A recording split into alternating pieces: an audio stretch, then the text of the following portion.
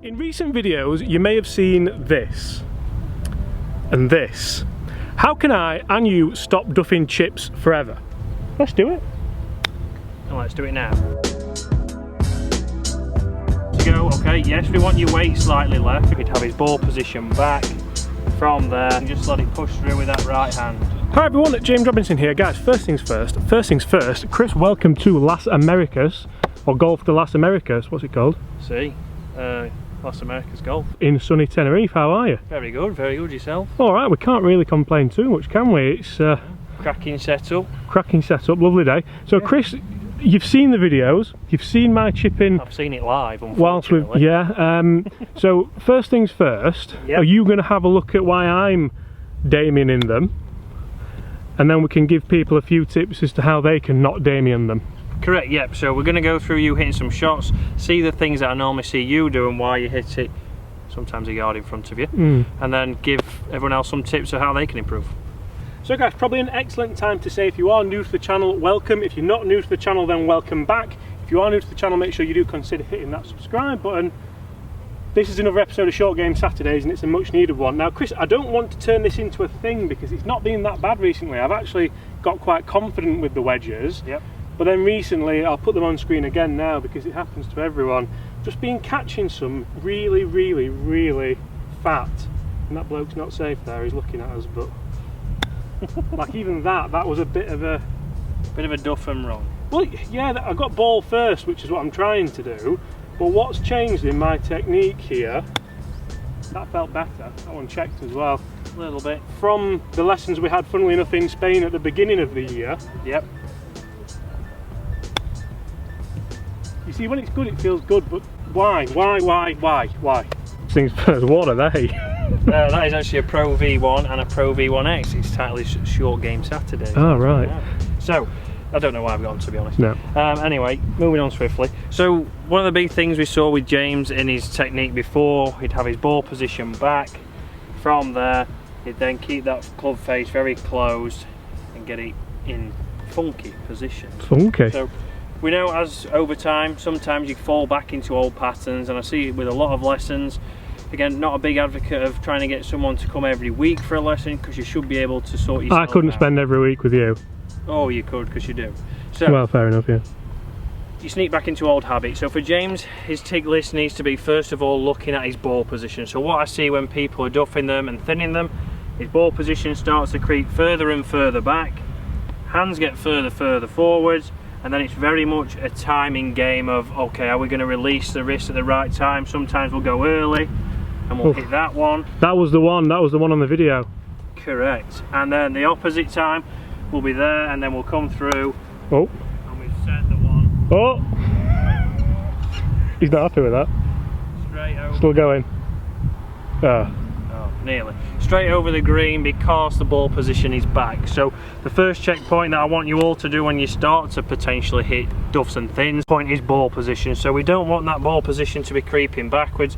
Again, I like to have that front of centre, so just in front would have the club. Is this a standard kind of chip and run, by the way, for people at home, Chris? This is pretty much any kind of chip. I want to see a consistent ball position that you don't always have to change. From there, yes, we can play around with ball position to hit lower shots, but I would prefer to be consistent, just change the club. So whether you go down to your 50, whether you go up to your 58, hopefully not. 60? Not a 60. So ball position just in front of centre there, and then this brings us on to the next point, because another reason for people thinning them is often the body angle. So if the top cameraman hands back round to face on, and here he is, he's in there now, right. So what I also see is people take a full swing setup, which is often a little bit angled back, and then from there that creates that your low point is now behind the golf ball. So we're either going to catch it heavy and it's going to go in front of us, or we're going to send the bullet over at that gentleman over there again.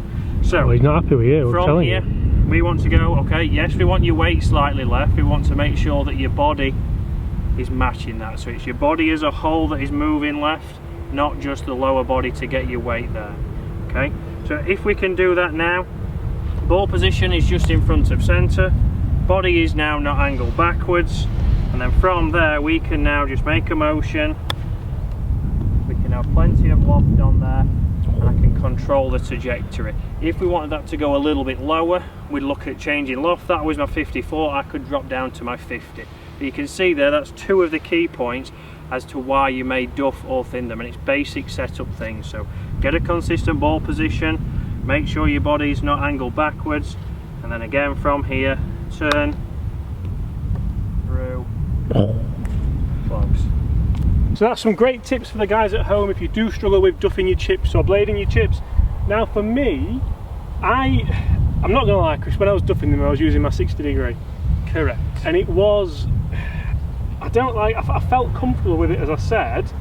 I didn't feel like the ball position was an issue. I think the body angle potentially could have been. Yep. So if I make sure that ball position's right, so just forward of centre there, that to me is where you would want it. I've got 56 degree. I've got it a little bit open just to activate the bounce a little bit more. Correct. So I'm going to lean forward now.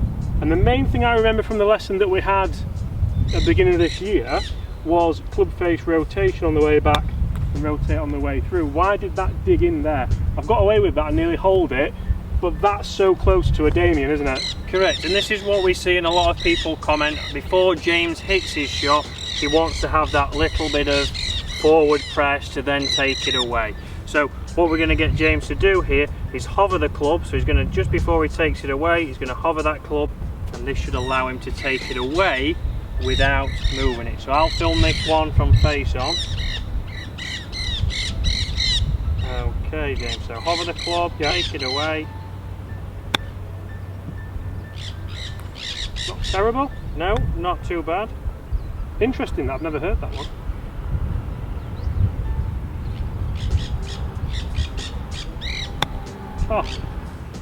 Oh, tell you what, get me on tour, sort of.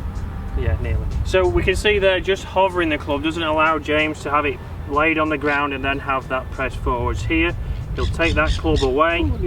Nearly had his leg off. We are playing after this, so I don't need any help. Actually. Yes, you do. Anyway, moving on swiftly, and that was your worst one. Yeah, anyway, it was, yeah. So not allowing him to have that forward press then allows him to be able to get a better contact, more consistent, and even the bad ones are still going to be close. The one thing I'd want to do, as we've just seen from the video that I filmed face on, sometimes James will dig in because he doesn't want to let that club head release. Just can't let go. Can't let go, can't get over it. With James now hovering, again we still want to get that feel that that club is just swinging through and going through there. So even if James was to hit some chip shots now where ball position's there, his right hand's just hovering on there and that just pushes it through to its release. So we're allowing him to use the loft, to use the bounce. We'll get it a little bit higher and we'll stop that one that digs in, because we see that James's bad shot is when it digs into the ground, and by getting that right hand pushing the club through, we're releasing the club, using the loft and being a better golfer.